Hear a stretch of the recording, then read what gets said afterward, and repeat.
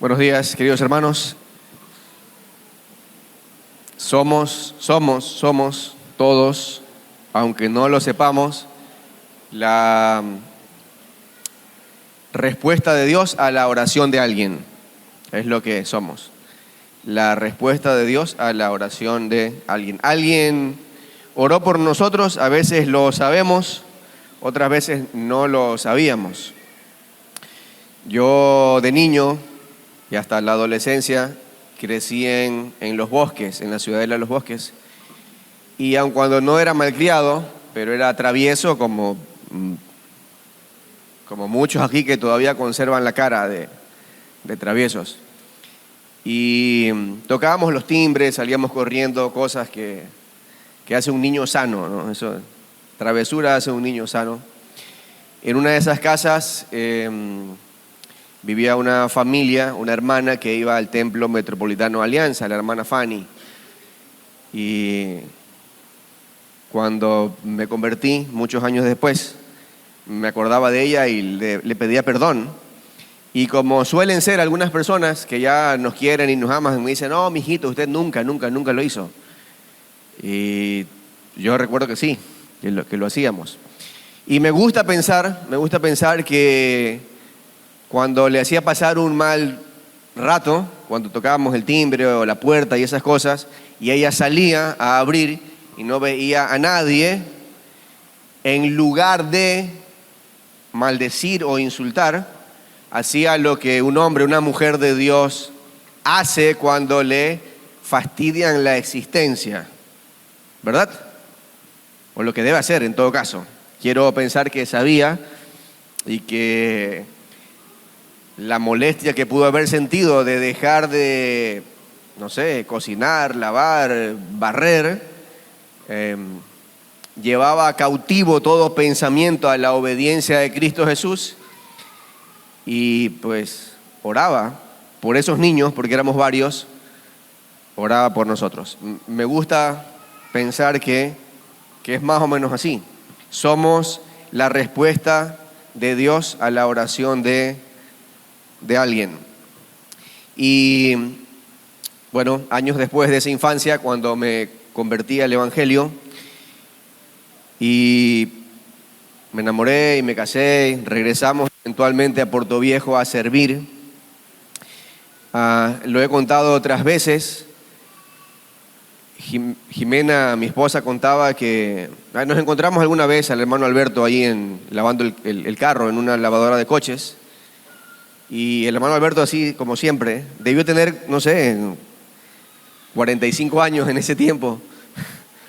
Tres menos que yo ahora, tal vez. Jimena le daba clases al Daniel, que está por ahí, que era travieso también, no malcriado, pero travieso, muy travieso. Y Jimena me dijo, no, él es el hermano Alberto, no sé qué, me contaba ahí alguna historia. El asunto está que cuando llegamos al Templo Metropolitano Alianza, en diciembre del 2006, y estábamos unos pastores allí, bastante muchachos o jóvenes, bordeando los 30 años de edad. Comenzamos a orar porque en esta ciudad, en Puerto Viejo,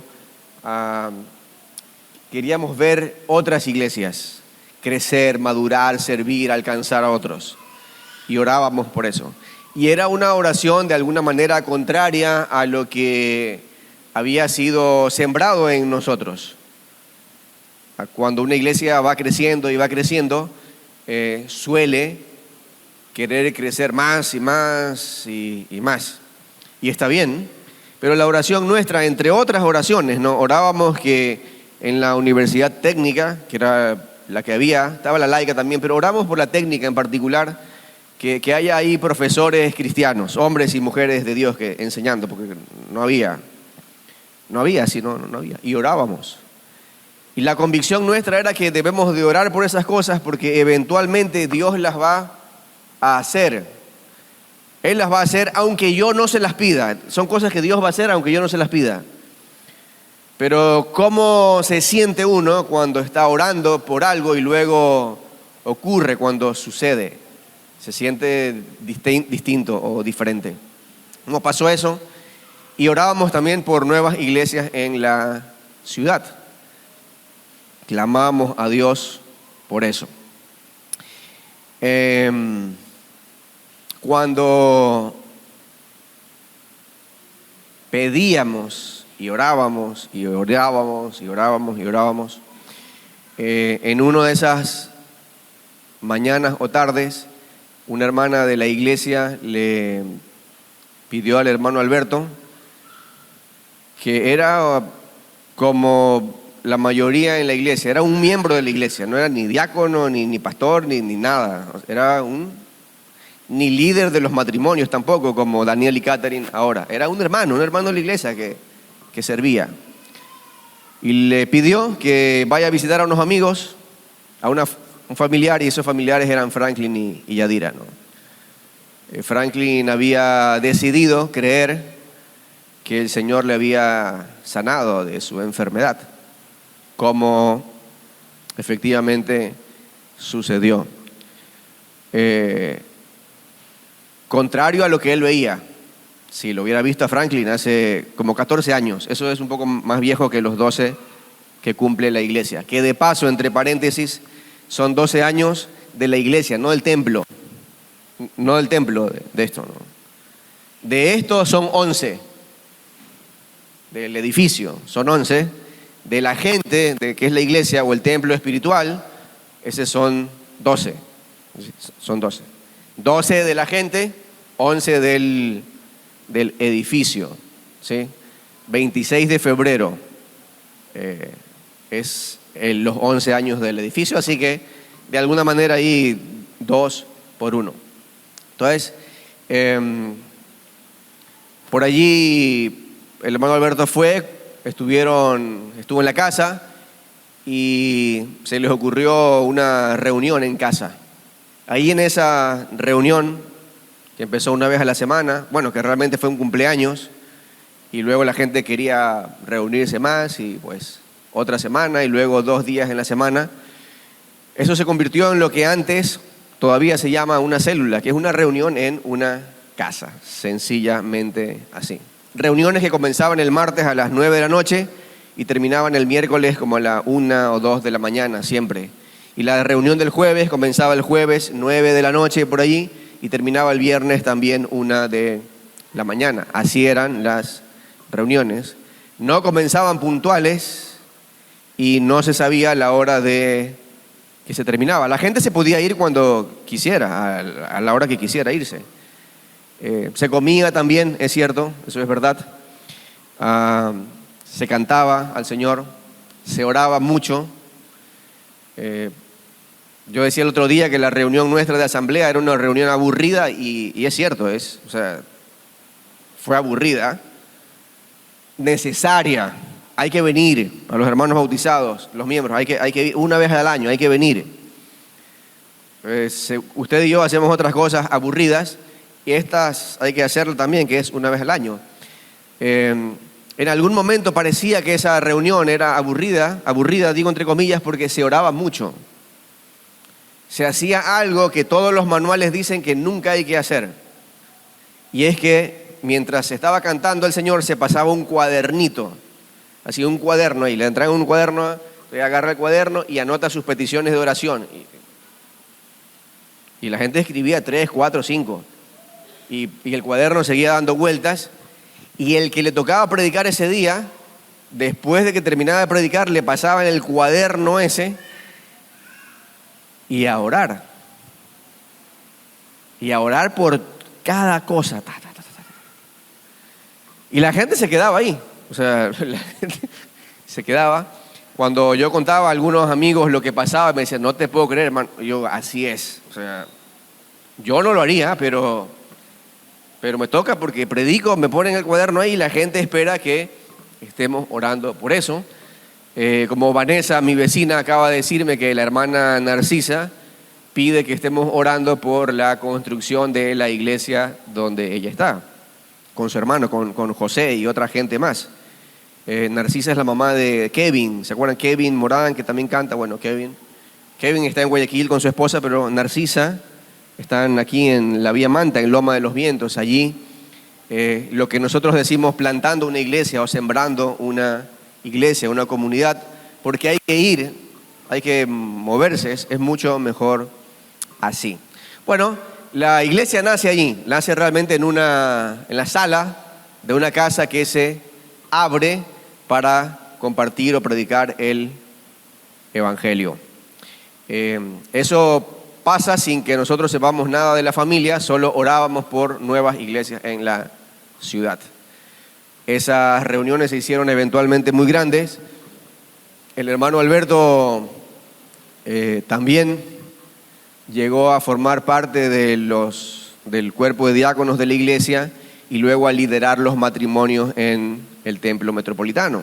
Entonces, en las reuniones de trabajo que teníamos, él siempre me decía compadre, así, yo no soy compadre, pero me decía compadre, por eso yo al compadre Modesto digo también compadre, aunque no es mi compadre de nada, pero compadre Modesto.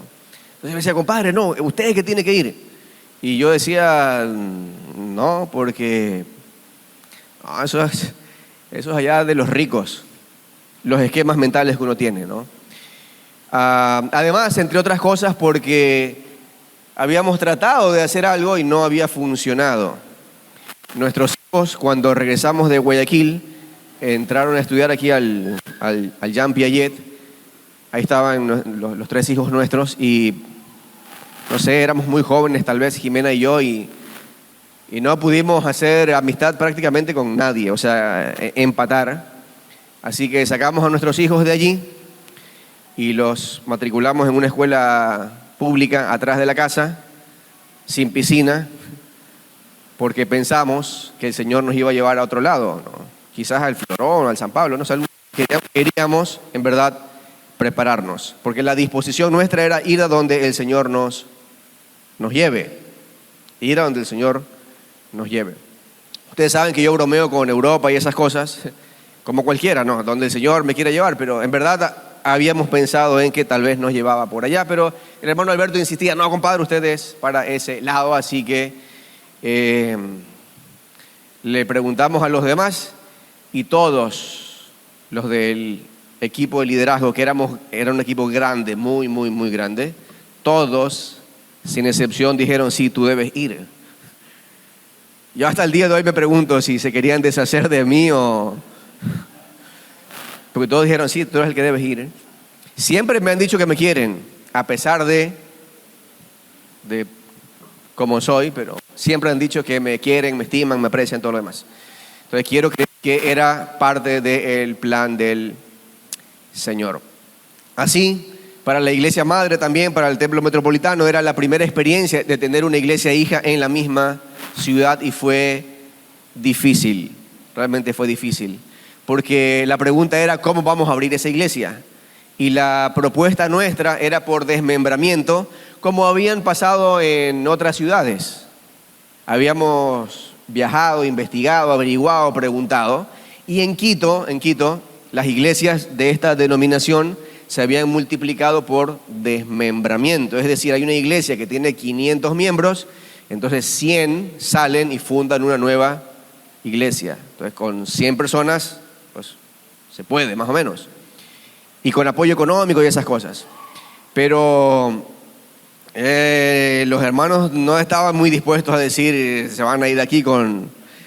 Entonces mi propuesta era más sencilla, era decir, ¿sabes qué? Nos paramos un día en el púlpito, decimos, vamos a abrir una iglesia, aquí el pastor Paul Mendoza se va, los que quieran ir con él, que vayan. ¿Ahí? ¿Qué le hacemos?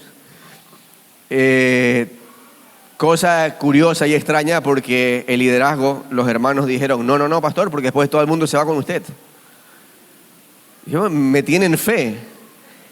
Pero yo sabía que eso no iba a pasar porque hay algo que se llama arraigo. Y uno está arraigado. Ama la iglesia en la que crece, eso es natural. Es muy difícil irse, o sea, salir, no, yo me voy para irse a una aventura es difícil, sin infraestructura, o sea, es una aventura. Para eso hay que tener ese corazón, esa invitación de parte de Dios. Bueno, Finalmente se lanzó la invitación con un máximo. O sea, lance la invitación que todos los que quieran vayan, pero máximo 30. Entonces, bueno, 30. 27 aceptaron el desafío, los que llenaron el papelito como miembros de la iglesia ya, como la iglesia nueva. Y nos venimos 27 personas, a las 2 semanas se regresaron como 5. Porque comenzamos el peregrinaje de la iglesia en lo que hoy es una ferretería que está, ferretería Loor, ¿verdad? Sí, ferretería Loor, antes de llegar al parque, la rotonda, la ferretería Loor. Sí, la calle antes, ahí está. Y eso funcionaba como una especie de cantina. O sea, ahí la gente bebía, tomaba. Las hermanas, mayoritariamente mujeres, iban y limpiaban eso. De limpiar los baños de... Eso es triste, pues así lo hacían. Y luego teníamos ahí nuestra celebración y al siguiente domingo lo mismo. Así pasamos 2 meses, hasta que una parejita de la iglesia, Roberto y Tania Rosado, nos ofrecieron su local de eventos en el centro de la ciudad. A eso tenía otros desafíos porque había que subir, no había ascensor, sino caminando hasta el 3er piso ya. También era un local de eventos, pero ya a otro nivel, pues, ¿no? Y nos entregaba Roberto el local limpio y allí nos reunimos. Y con aire acondicionado, sí, estaba frío, rico. Así ya uno se acostumbra, ¿no? Si usted ya duerme con aire acondicionado y luego viene alguna crisis y quiere ahorrar, apaga el aire, no lo paga, ¿sí? Decían unos amigos, somos malos pobres. No, es difícil apagarlos.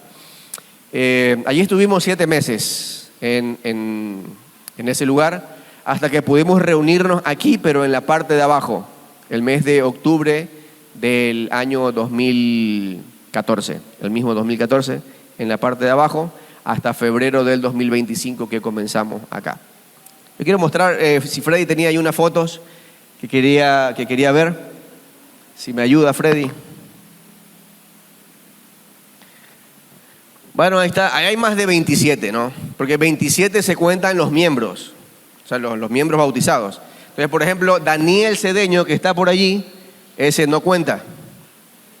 Ese no cuenta porque Daniel Cedeño se bautizó en abril del 2015. Ahí está Paola, tampoco cuenta. Porque no era miembro de... Paola se bautizó también en abril del 2015. Abril del 2015. Y otros más, ¿no? Hay gente que está ahí bien chiquitica. Esa, gracias, la que sigue, sí, está bien.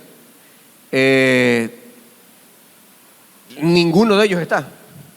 Ahí está Franklin, está Johnny Navarrete, está la hermana Leti, que son diáconos, secretaria. El del fondo creo que es Freddy. ¿Sí? Ese tampoco está. Ese no vino con nosotros. No vino. Ese vino después. Después Dios le tocó el corazón y pues lo trajo para acá. Ahí bien vestidito, como se visten en el templo metropolitano, ¿no? Bueno, y ellos no están, no porque se apartaron, están, Dios se los llevó ya a otro lado, están viviendo en otro país. Sigue el pastor Gino que estaba ahí, Freddy. Ajá. Está Toño. Ahí está Toño. ¿Y este quién es? ¿Alguna mamá que lo reconozca? Se parece al Daniel. No, el Danielito es el grande, hermanos. Danielito es el esposo de Catherine. Daniel es el hijo de la Catherine. Ajá. ¿Quién más? Bueno, está Rocío, también está por allá, está Jimena.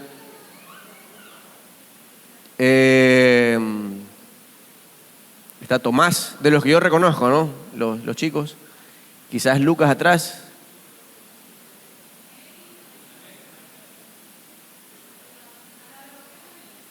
Sí, Rocío está allá. A María Fernanda, ¿no? Gallo.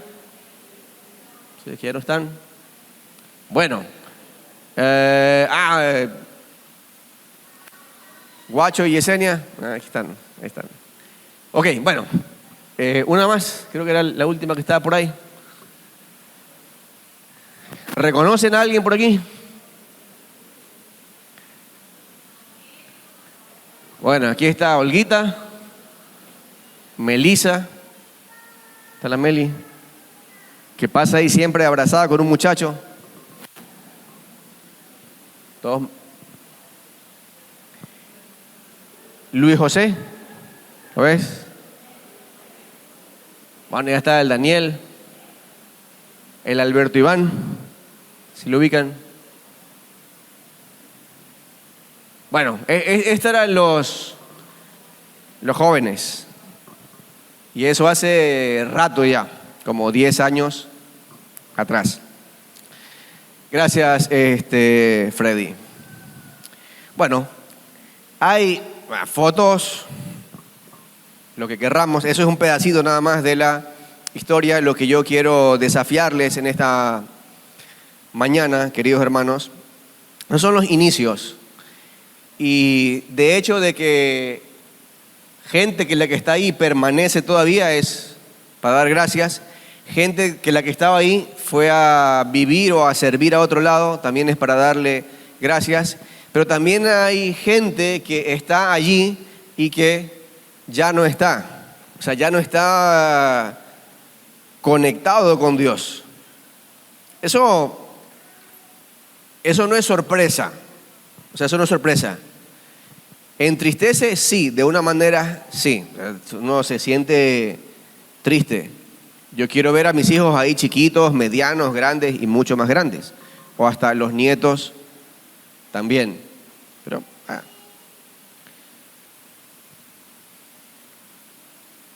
El pastor mencionó a los hermanos Franklin y Adira, es verdad, allí están las placas, está el templo. La pregunta es, ¿todo eso para qué? O sea, ¿para qué? ¿Para qué tanto esfuerzo y para qué toda la historia que hemos vivido? Al inicio del culto se leyó primero a los Corintios, capítulo 10, y allí decía que lo que le sucedió al pueblo de Israel le pasó o le sucedió como un ejemplo. Me voy a sacar esto porque en verdad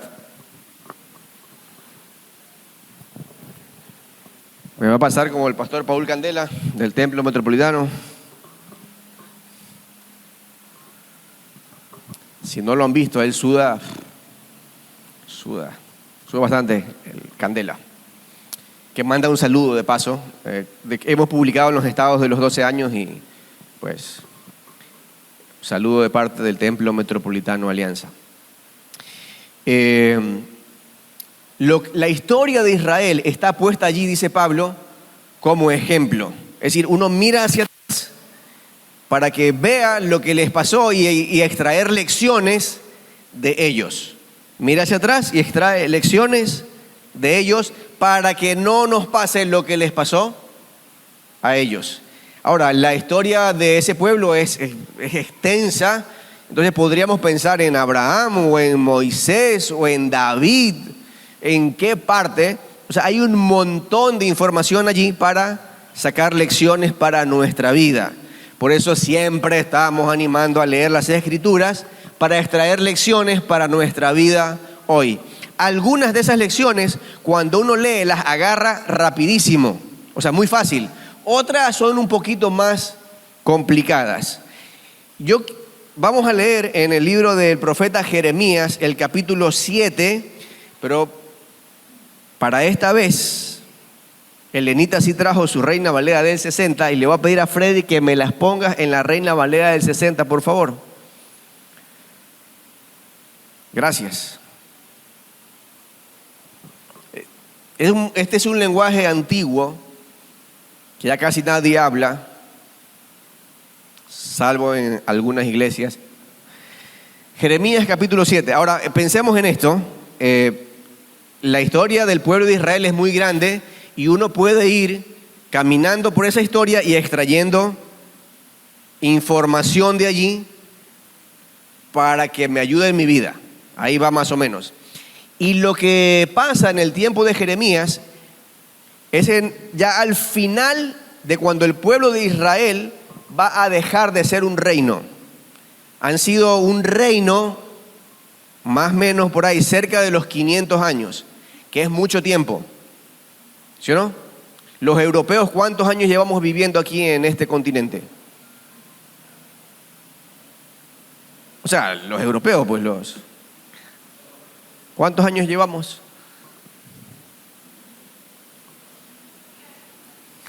500, sí, 500. Ya nos mezclamos. Como dicen por ahí, el que no tiene de indio, ¿de qué tiene? De negro. El que no tiene de indio, tiene de negro. Y algunos tenemos la bendición de tener de más de eso, ¿no? De indio. Es difícil saber quién no tiene. De indio, de negro y de lo demás. Sí, estoy molestando, pero es así. Ok. Israel ya tiene como 500 años, han sido un reino. Desde Saúl, ¿sí? Desde Saúl hasta Sedequías, que va a ser el último. Y Jeremías, que es un profeta de Dios, va a tener su ministerio en estos últimos 30, 40 años. Es decir, antes de que el reino se acabe, se termine. Ahí va a tener su ministerio. Y Jeremías, como un hombre de Dios, va a intentar de que ese reino no colapse. Y por eso su predicación es especial, para que la gente vuelva a Dios y para que el reino continúe.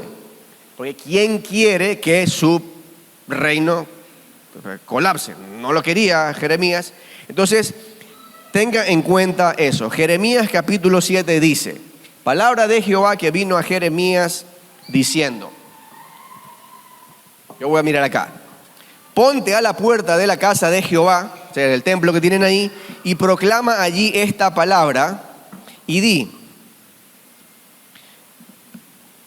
oíd palabra de Jehová, todo Judá, los que entran por estas puertas para adorar a Jehová. Este es el templo de Jerusalén, ¿no?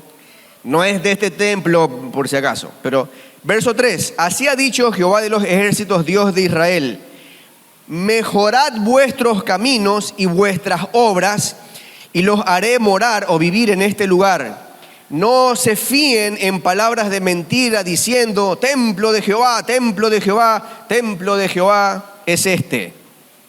Pero si mejoran, verso 5, cumplidamente vuestros caminos y vuestras obras, si con verdad hicieren justicia entre el hombre y su prójimo, y no oprimen al extranjero, al huérfano y a la viuda, ni en este lugar derraman sangre inocente, ni andan en pos de dioses ajenos para mal de ustedes, los haré morar en este lugar, en la tierra que di a sus padres para siempre. Está fuerte, ¿no?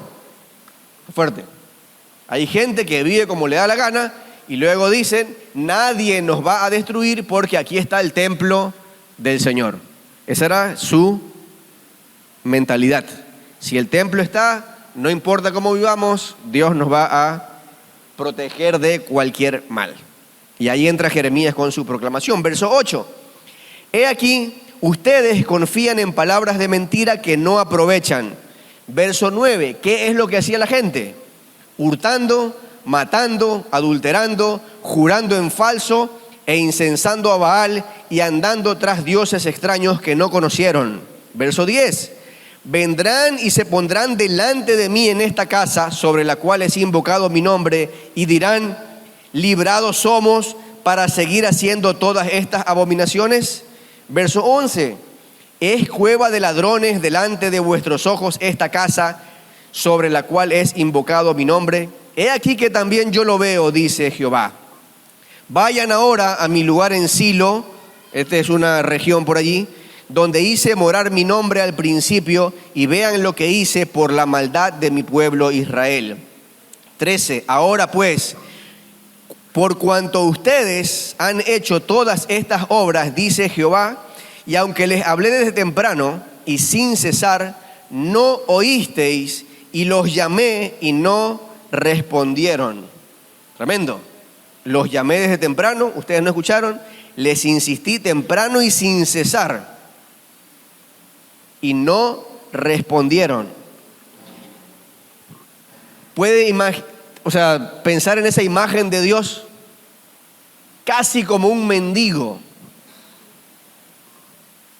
desde temprano, casi rogándole a la gente: escúchenme, que es por el bien de ustedes.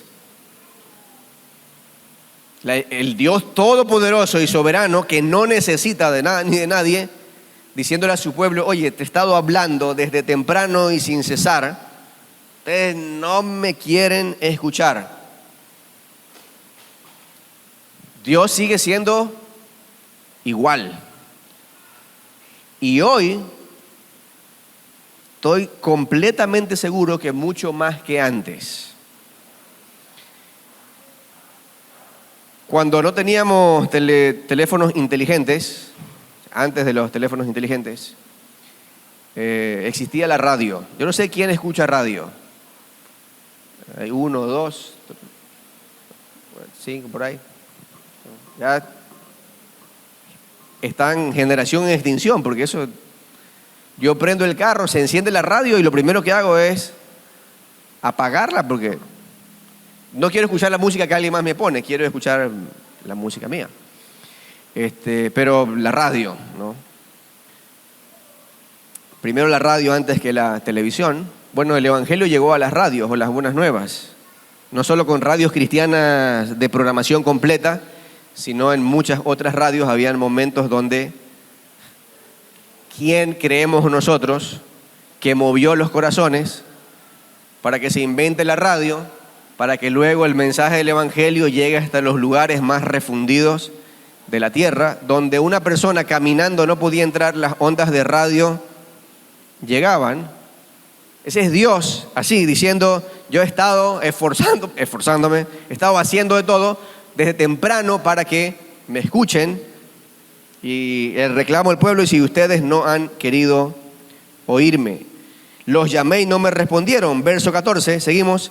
Dice: haré también a esta casa sobre la cual es invocado mi nombre, en la que ustedes confían, y a este lugar que les di a ustedes y a sus padres, como hice a Silo. Silo, otra vez, Silo es un lugar. 15, los echaré de mi presencia como eché a todos vuestros hermanos, a toda la generación de Efraín. Verso 16, terrible lo que le dice a Jeremías. Dios a Jeremías le dice: tú pues no ores por este pueblo, por el pueblo de Israel, ni levantes por ellos clamor ni oración, ni me ruegues, porque no te oiré. ¿No ves lo que estos hacen en las ciudades de Judá y en las calles de Jerusalén? Verso 18, los hijos recogen la leña, los padres encienden el fuego, y las mujeres amasan la masa para hacer tortas a la reina del cielo y para hacer ofrendas a dioses ajenos, para provocarme a ira. Otro parentesito. Esta es una imagen simpática, porque lo bueno que se puede hacer, sacar de aquí, ¿qué es? Aquí están los hijos, están los hombres y están las mujeres. ¿Qué están haciendo? Trabajando juntos y en equipo como familia. Fantástico. ¿Cuál es el problema allí? El propósito, el enfoque. ¿Qué es lo que están haciendo? Lo positivo es que están juntos. Los niños hacen su tarea, los hombres adultos también, y las mujeres también. Fantástico. Ese es un buen ejemplo de trabajo en equipo, en familia. El problema está en el enfoque. ¿Para qué es que se han reunido? ¿Para qué se han reunido? Para hacer ídolos. Verso 19, ¿me provocarán ellos a ira? Pregunta Dios. ¿No obran más bien ellos mismos su propia confusión? El mal, la idea es que se los hacen ellos. Eso siempre es lo mismo. Ese es el problema de la idolatría. No es que Dios se pone a llorar y se ofende porque la gente es idólatra o mentirosa o adúltera. ¿Quién se hace el daño? El hombre, la mujer mismo, la gente allí. Seguimos. Verso 21, por favor. Bueno, pero nos pasamos al 21. Vamos al 21. Así ha dicho Jehová de los ejércitos, Dios de Israel: Añadan a vuestros holocaustos sobre vuestros sacrificios y coman la carne, porque no hablé yo con vuestros padres, ni nada les mandé acerca de holocaustos y de víctimas el día que los saqué de la tierra de Egipto. Mas esto les mandé diciendo, verso 23, ¿qué es en lo que Dios insiste? Lo que debe estar en primer lugar, lo que debe dominar su manera de pensar. ¿Cuál es? El 21, Freddy, 21. Creo que era el 21.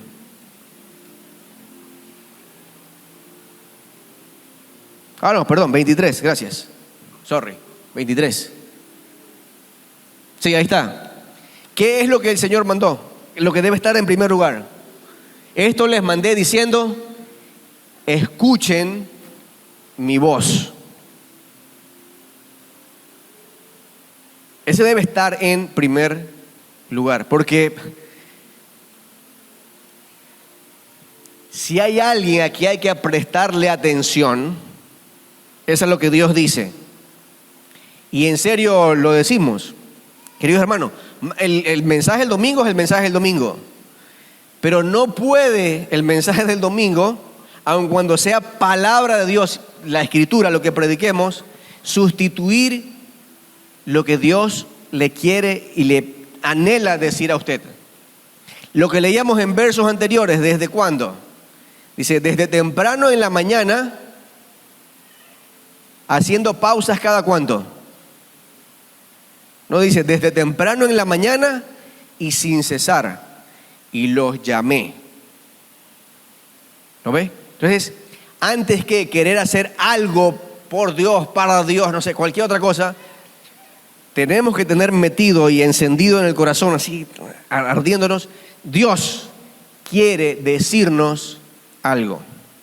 Y no es principalmente ni en primer lugar señalarnos alguna cosa. Muchas veces pasa eso, pero quiere decirnos algo, porque tiene algo para decirnos.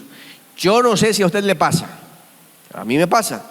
Hay gente con la que uno conversa y sale animado. ¿Pasa eso? Uno conversa y sale animado. Y hay gente con la que uno conversa y sale pesimista, o sea, está afligido. Con esas personas hay que estar ¿cuántos minutos?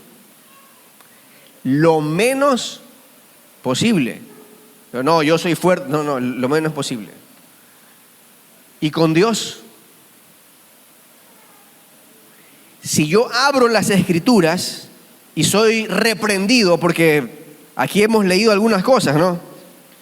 De lo que la gente está haciendo. Robar, matar, cometer adulterio, mentir, quemar incienso, un montón de cosas.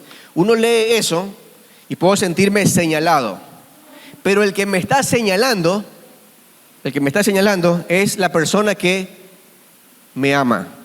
Como en una discusión de pareja o de matrimonio. Lo que se mete primero en la cabeza es que la persona con la que estoy hablando me ama, no es mi enemigo. En retiro de pareja lo hemos enseñado hasta la saciedad. La persona que tengo delante no es mi enemigo, me ama. Aunque yo podría dudar, hay momentos en que a mi esposa me puede decir algo y yo digo, o ella también puede dudar, no del amor, sino de que está equivocado o es infalible. No, se puede equivocar en señalarme algo. Dios se equivoca cuando me señala algo y me dice, mira, esto de aquí está mal en tu vida. No se equivoca. Y es alguien que me ama, entonces es para mi bien. Aun cuando yo salga incómodo de esa conversación con Dios, es para mi bien. Desde temprano en la mañana y sin cesar los he llamado. Y lo que Dios le mandaba al pueblo de Israel sigue siendo igual. Escuchen mi voz y anden en mi camino. ¿Sí? Verso 29. ¿Qué dice ahí? ¿Qué dice? Corta tu cabello y arrójalo. ¿A quién le dicen eso? Eso no me lo dijo Dios a mí cuando yo tenía el pelo largo, o sea, por si acaso. Eso se lo dijo a Jeremías, ¿sí? Corta tu cabello y arrójalo y levanta llanto sobre las alturas porque Jehová ha aborrecido y dejado la generación objeto de su ira. A los profetas Dios siempre les manda a hacer cosas así todas locas, bien locas en verdad. Seguimos.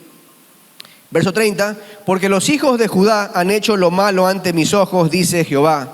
Pusieron sus abominaciones en la casa sobre la cual fue invocado mi nombre, amancillándola, y han edificado lugares altos en Tofet, que está en el valle del hijo de Hinnom, para quemar fuego, cosa que yo no les mandé ni ha subido a mi corazón. Perdonen un segundito.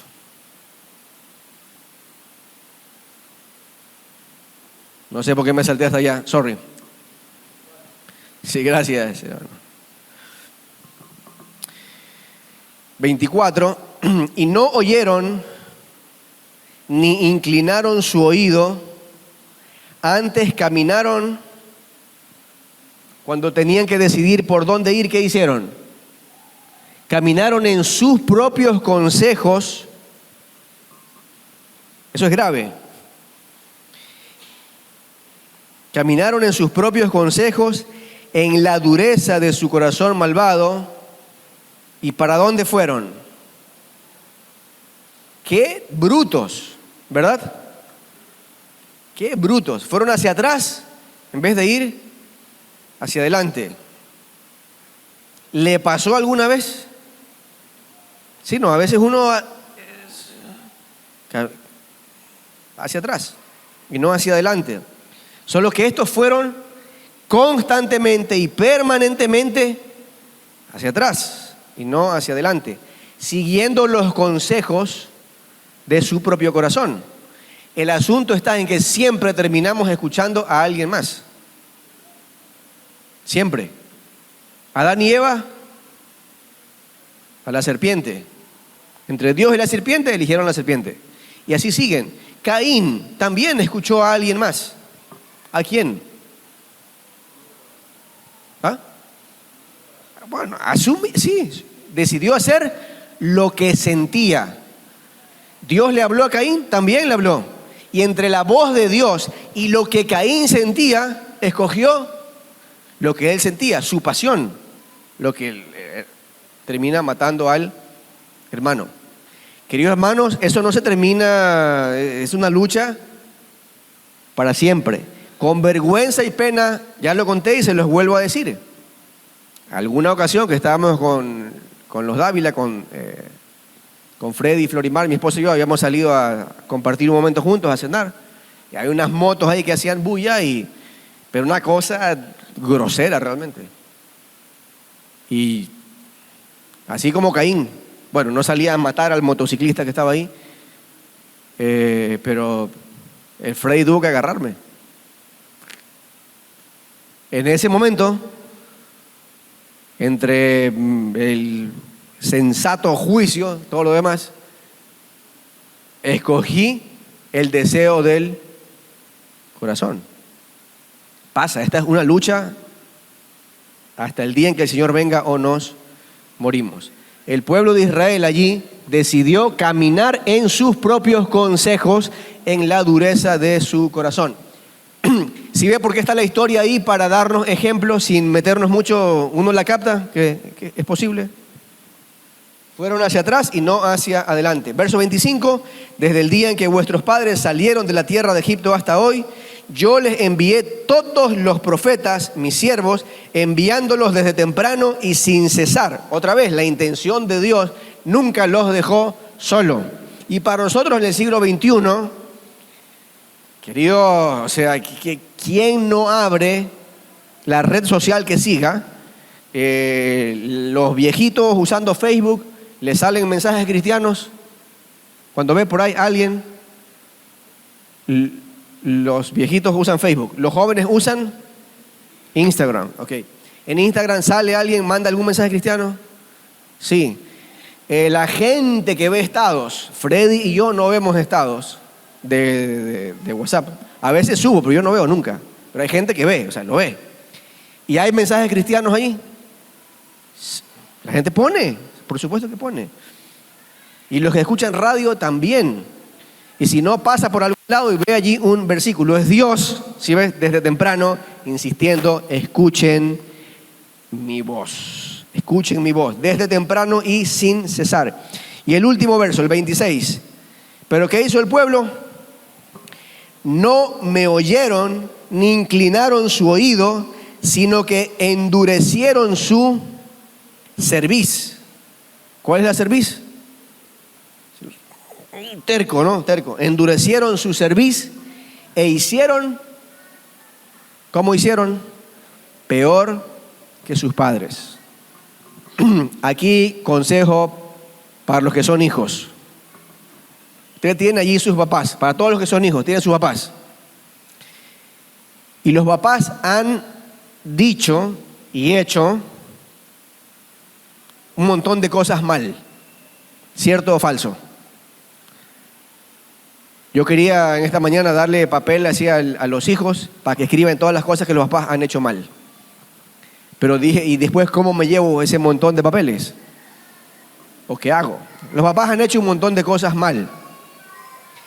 El desafío de los que son hijos, ¿cuál es? ¿Hacerlas igual que los padres? Por favor. Tienen que hacer las cosas mejor que los papás. Hay que hacerlas mejor. Y los hijos suelen estar dispuestos a ayudarnos a hacer las cosas mejor. Suelen estar dispuestos a ayudarnos a hacer las cosas mejor.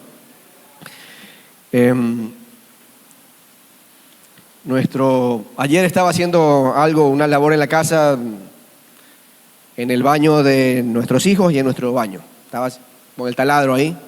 Entonces, para que no se arme un desmadre con el polvo, lo que uno hace es que cuando está taladrando, pone la aspiradora abajo y ahí absorbe el polvo ese y se evita limpiar. Y los chicos están por ahí, no sé si querían o no colaborar, pero yo les digo, vas ahorita, agarras la aspiradora y vienes, o si no, yo hago esos huecos en tu baño y ahí ves cómo limpias. Entonces me dicen, oye papá, ya tiene que dejar de motivarnos con amenazas. O sea, estamos grandes, ¿no?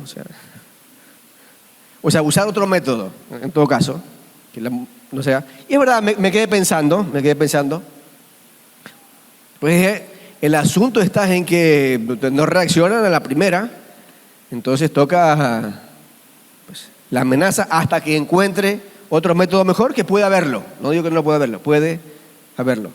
El desafío para ellos es ser mejor que sus padres, para cualquiera de nosotros. Pero eso se queda corto, hermanos. Ser mejor que los padres se queda corto. Porque cuando empezamos a hurgar en nuestros padres, no hay que hurgar, es mejor no hurgar. Es mejor no hurgar, digo yo, mejor no hurgar. Pero si empiezan a hurgar o hay cosas que salen solas, ¿qué cree que va a encontrar? Va a encontrar algo que le va a decepcionar o a entristecer. Pero ahí el desafío es ser mejor que los padres. Ahí no debe ser. ¿Cuál debe ser realmente el desafío de un hombre o de una mujer de Dios? El apóstol Pablo lo dijo: tener la estatura de Cristo Jesús. Llegar a tener el corazón de Cristo Jesús. Porque mi papá puede ser muy bueno y muy chévere, pero tiene ahí sus cosas. Yo he mencionado varias veces a mi abuelita, ¿no? Extraordinaria, mujer, trabajadora, leal, una cosa impresionante. Pero era racista. Ahí más o menos racista. Tenía ahí habían apellidos que no le gustaban. Colores de piel que... Pero si averiguan mi vida, van a encontrar ahí también cosas que no nos van a gustar. Por eso, gracias Daniel. Ya termino aquí. El modelo es tener el corazón de Cristo Jesús. Eso cambia radicalmente nuestra vida. Y mientras esta iglesia se esfuerce por tener el corazón de Cristo Jesús, seremos lo que Dios quiere que seamos y este edificio y esta gente tendrá un propósito. Hay mucho que hacer todavía. Hemos hecho cosas, yo creo que lindas. Uno de los cuadros, perdón,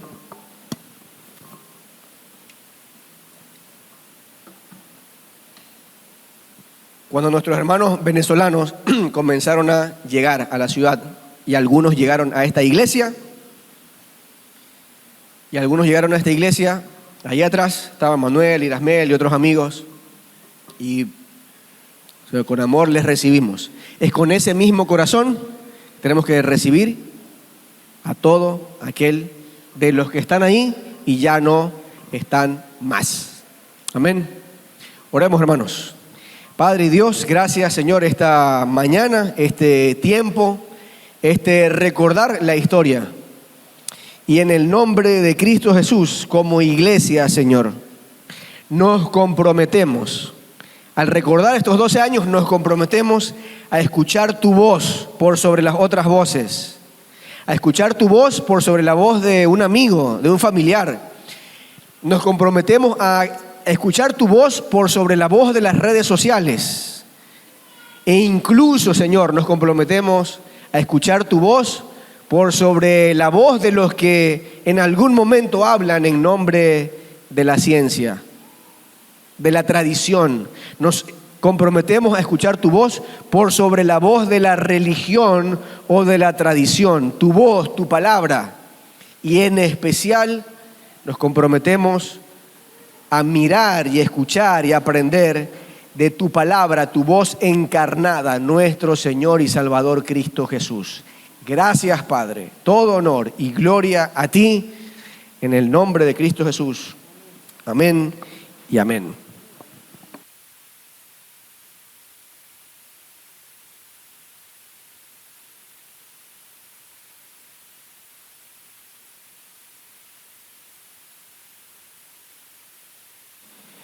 Y a continuación viene parte de la celebración,